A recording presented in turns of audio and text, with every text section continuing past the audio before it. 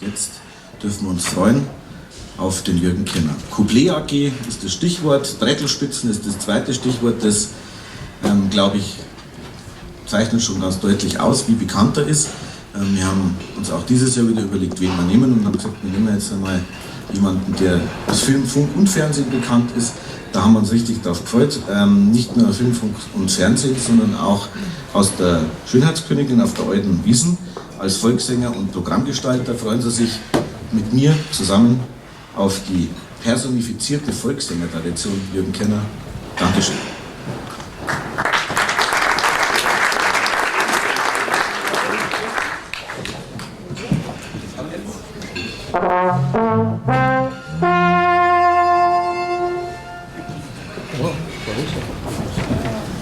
Einen schönen guten Morgen allerseits. Ich weiß jetzt, soll ich den Kittel, es gibt ein paar verstörte Blicke, vielleicht sollte ich den Kittel ausziehen, ich weiß es nicht, keine Ahnung. Es braucht ja immer die größtmöglichste Vertrauensbasis zwischen Klient, also Patient und Arzt. Also wenn euch das stört, dann ziehe ich gern die Kittel aus, denn als Wiesenwirte-Therapeut weiß ich das noch allzu gut. Grüß Gott zu dieser Vorglühstunde für die Wiesen, die dazugehören, die obligatorische Wiesen-Bierkrug-Vorstellung. Mei, alle sind anwesend, gell? Die Verantwortungsträger bis hin zu den Freibierlädchen. Ja, ich schaue jetzt niemand an, nein. Das ist halt echt gelebter Wiesenliberalismus. Aber was mich ganz besonders freut, und das kann ich gar nicht sagen, wie, der Anblick der Wiesenwirte in voller Gänze, in absoluter Vollzähligkeit. Die Kronjuwelen der bayerischen Gastronomie. Da geht einem durchs Herz auf. Diese gelebte kollektive Verarmung erleben zu dürfen. So ein schöner Anblick, das ist für mich jetzt persönlich wirklich eine Sternstunde. Ne? Und als Wiesenwirte-Therapeut möchte ich euch helfen, diesen wunderbaren Mangel noch sichtbarer und erlebbarer zu machen. Für die Menschen draußen, eure Gäste und vor allem, liebe Wirtinnen und Wirte, für eure Feinde. Ne? Für den Stadtrat, für die Verwaltung. Ja, in vielerlei Hinsicht. Eben zeigen, dass man als Wiesenwirt nicht zwangsläufig vermögend ist, sondern eher im Gegenteil, unterstützungswürdig. Nein, ich möchte mich jetzt nicht lustig machen über euch. Im Gegenteil, als zertifizierter Wiesenwirte-Therapeut bin ich voll und ganz auf eurer Seite. Denn ich weiß als geborener Oberpfälzer nur zu gut, was Armut heißt. Wir haben ja auch nichts gehabt. Außer Steiner, Erdäpfel, Kircher und CSU. Ne?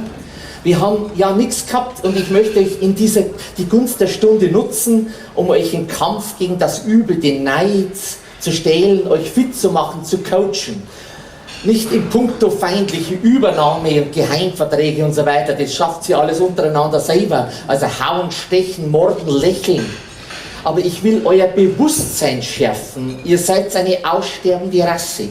Die Gattung des Premium-Wirtes, also des Wiesenwirtes, gilt es ähnlich der Bienenkönigin zu schützen. Sozusagen wie die Gattung des SPDlers. Ja, liebe in Wiesenbier getrennte, da stellt sich doch auch aktuell die Frage, wen wird die SPD nach Nahles in die Pipeline schieben? Was kann da noch kommen? Vielleicht lebt es dann schon gar nicht mehr. Das SPD-Vorsitz, das Kanzlerkandidat, autonomes Regieren. Die SPD wird von einem Rechner als Vorsitzender geleitet. Das muss jetzt auch nicht schlechter sein als die Nahles. Und ähnlich der SPD müsst ihr eure Mängel darstellen, inhaltlich und personell. Also das Unbekannte zeigen. Beim Vorsitz fängt es an, Peter Inselkammer.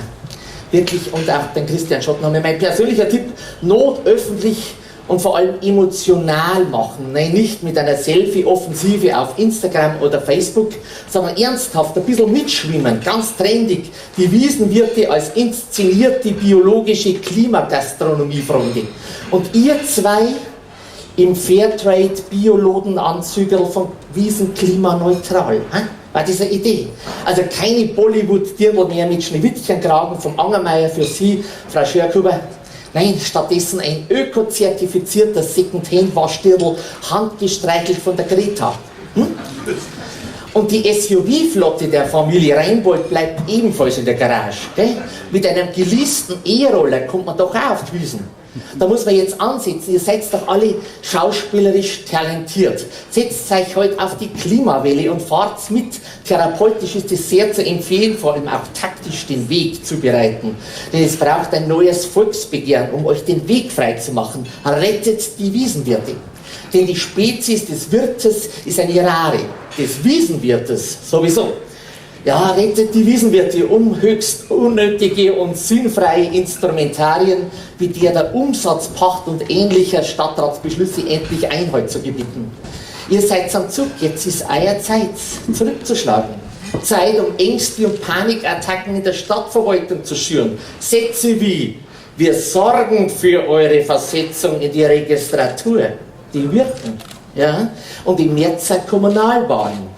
Verwehrt notfalls den Stadtratskandidaten die mediale Plattform eurer Zeitung. Und schon wieder stehen Wahlen vor der Tür, ja? Und schon wieder Plakatstände mit einer Gesichtsverklappung in der Stadt. Ehrlich gesagt, das sind nicht alle Plakate so unterhaltsam wie die Grafik auf dem neuen Wiesnkrug der Stadt München.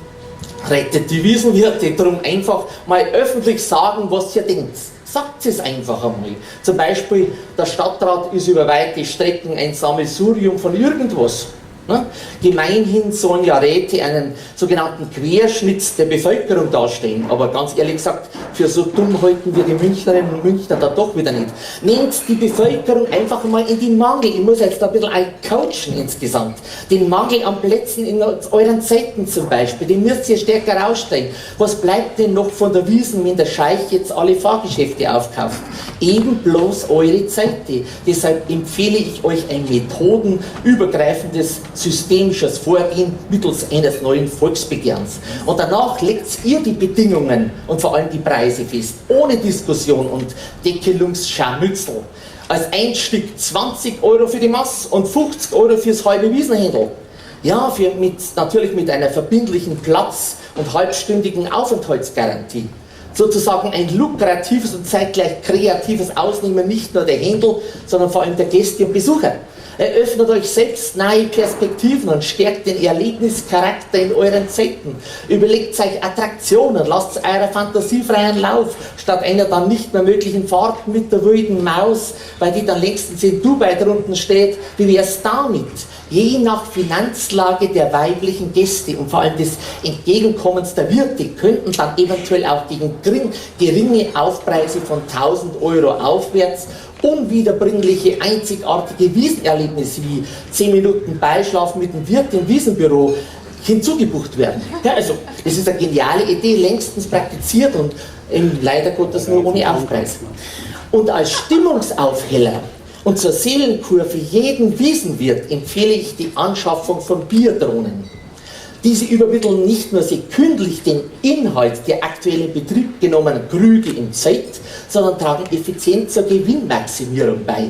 Mittels von elektronischen Sensoren an den Bierbänken werden die Gäste durch leichte Stromstöße und direkt und tief ins Hinterteil aufgefordert, halbleere Krüge innerhalb einer Viertelstunde zu leeren und sofort eine neue Mast zu ordern. Bei Zuwiderhandlungen und einer renitenten Nichtbeachtung der mehr als berechtigten Vorgaben wird der Gast durch einen einmaligen Impuls aus dem Zelt befördert.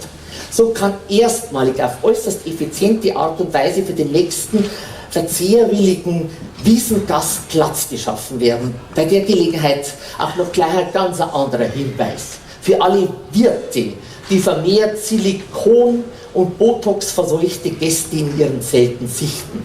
Verwehrt diesen Besucherinnen und Besuchern unter Hinweis auf den neuen Verzehrzwang einfach einmal den Zugang. Wissenschaftlich ist nämlich längstens erwiesen, dass Körper mit umfangreichen Silikonkissen im Brust-, Bauch- und Po-Bereich versehen sind. Da hat die Leber keinen Platz mehr, sich vollzusaugen und sich auszudehnen. Das müsst ihr einfach einmal euch zu Gemüte führen. Ebenso ist die Flüssigkeitsaufnahme durch Botox und Hautstraffungen im Mundbereich oftmals auch sehr eingeschränkt. Auch hier sollte man ein wachsames Auge haben. Zuzlerinnen mit operativ veränderter Schluckmechanik, die nur mehr tröpfchenweise Bier, Wein oder Champagner zu sich nehmen können, sind umsatztechnisch ein absolutes No-Go. Ein Widerspruch der Brauereien gegen die Einführung dieser Maßnahmen ist nicht zu erwarten, wohl aber der Verwaltung. Okay? Darum braucht es jetzt die Initiative zum Volksbegehren Rettet die Wiesenwirte. Bei den Bienen war es doch auch möglich. Gell? Und wenn jetzt ein paar ganz Schlaue da herinnen sagen, na, die Wirte brauchen das nicht und die Wiesenwirte so zweimal nicht, dann sage ich, bei den Bienen sind auch die Königinnen gestorben und das nicht so knapp. Ihr braucht Unterstützer, auch parteipolitisch. Nicht den Schmiedl hier in München, sondern den Schmied. Denn dieses Bienenvolksbegehren wäre doch abgesoffen wie eine Wespen in der abgestandenen Radlermaß. Wenn ich 30 Jahre lang eine Partei hart und unentwegt daran gearbeitet hätte, die Mutter aller Ökoparteien, die stetig immer noch mehr ergrünende CSU mit ihrem Oberchamäleon Söder, der notfalls jede weibliche Blüte in Bayerns persönlich bestäubt. Der Söder kommt doch jetzt in Kürze zum Anzapfen. Na, kreuzt euch doch den einmal. Ne? Nehmt sie gemeinsam in den Schwitzkasten. Ne? Und der Schottenheimer Christian setzt sich drauf, bis er willig ist. Ne? Laut chinesischen Kalender ist 2019 ja das Jahr des Schweins. Das ist ein Zeichen, das ist euer Jahr. Rettet die Spezies des Wiesenwirtes. Macht das erlebbar. Eure Nachwuchsprobleme, auch Dieter Reiter wird euch verstehen. Der ist ja selbst betroffener Masochist. Sein täglich gelebter Fachkräftemangel im Stadtrat ist allgegenwärtig. Statt einem regelmäßigen Besuch bei einer Domina hat er seinen Sitzungssaal. Ja? Fachpersonal und Wirtetalente wachsen nicht draußen im Biergarten auf dem Baum drum. Nein, da liegt der Hund begraben. Mit dem Nachwuchs ist das heute so eine Sache, so ein Problem. Wir wissen doch auch nicht, was sich seinerzeit die Söders gedacht haben, wie sie ihren Markus zeugten. Vielleicht wollten sie, dass er Wirt wird. Später vielleicht sogar mal beim Inselkammer oder beim Schottenhammer einheiratet und Wiesenwirt wird.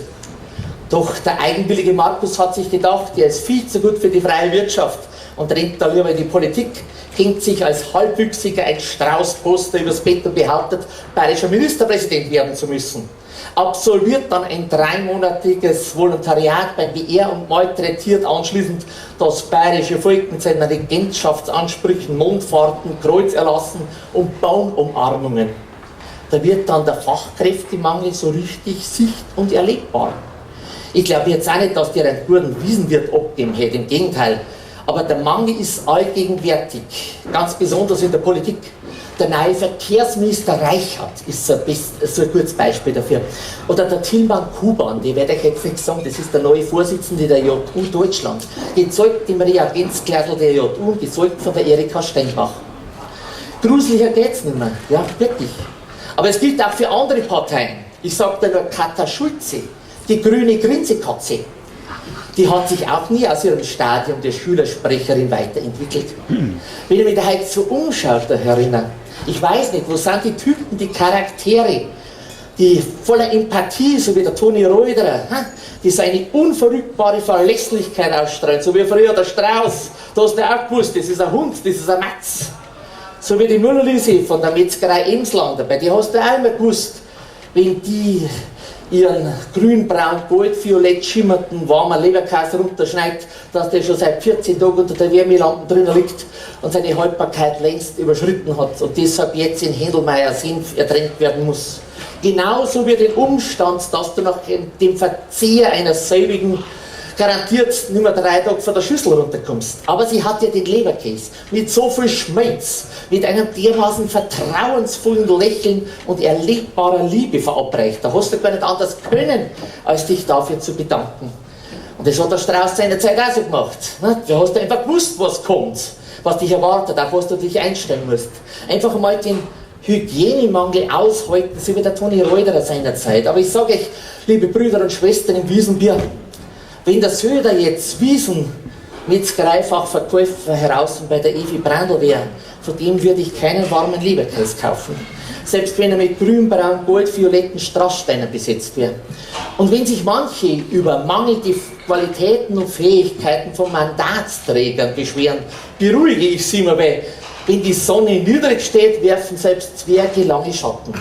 Oder wie es ein regionaler Politdarsteller im Bayerischen Landtag erst kürzlich gesagt hat, Wie kann ich wissen, was ich denke, wenn ich noch nicht gehört habe, was ich sage? Ja, es ist doch schön, in Mittelmäßigkeit Spitze zu sehen.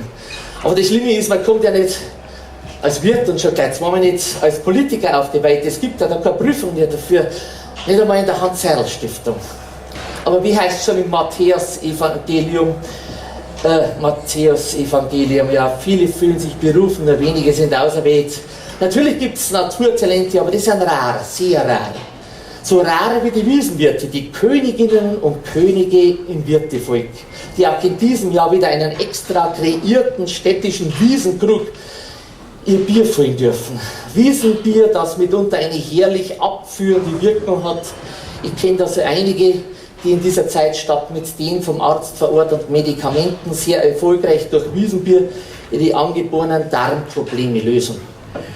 In diesem Jahr mit diesem Krug und einer Grafik von Miriam Mössmer. Ja, das ist ein wunderschöner Krug, schön, gell? Ha? Meine Mama darf jetzt bestimmt sagen, Mai, schon wieder der Staubfinger. Die Miriam Mössmer sieht die Münchner Wiesen wie ein Charivari, zusammengefügt mit Motiven zum Suchen und Entdecken. Ein Krug nicht nur mit einem Wimmelbild, sondern interessanterweise auch in den völkischen Farben Blau und Rot gestaltet. Wahrscheinlich schon in Vorahnung, wie stimmenmäßig die nächsten Landtagswahlen in den benachbarten Bundesländern ausgehen. Um die Gäste aus Brandenburg und vor allem Sachsen passend farblich zu empfangen. Ein echter Volkskrug also. Ne? Mit wunderschönen Wiesensymbolen, unter anderem mit einem Hirschen, mit einem Dackel. Einzig der Haken, der Pfeil nach oben fällt. Okay? Aber das ist ja wurscht, denn spätestens nach der 4. Maß kannst du die Farben sowieso nicht mehr identifizieren. In diesem Sinne wünsche ich euch allen hier auf der Wiesn 2019 glückselige Momente, angefüllt mit Umsatz, Weisheit und Gelassenheit. Und euch, liebe Wiesenwirtinnen und Wiesenwirte, traumhafte Begegnungen mit charismatischen Menschen in politischer Verantwortung, die Glück verbreiten, Glückseligkeiten auslösen, einlullen, einseifen, in Glückszustände versetzen und damit ihr das alles aushalten könnt, Trinkszeit auf Kosten und zu Lasten der anwesenden Vertreter der Stadt und der Politikerinnen und der Politikern eine Masse mehr. Eure Wiesenfeinstaublungen werden es dringend brauchen. Prost!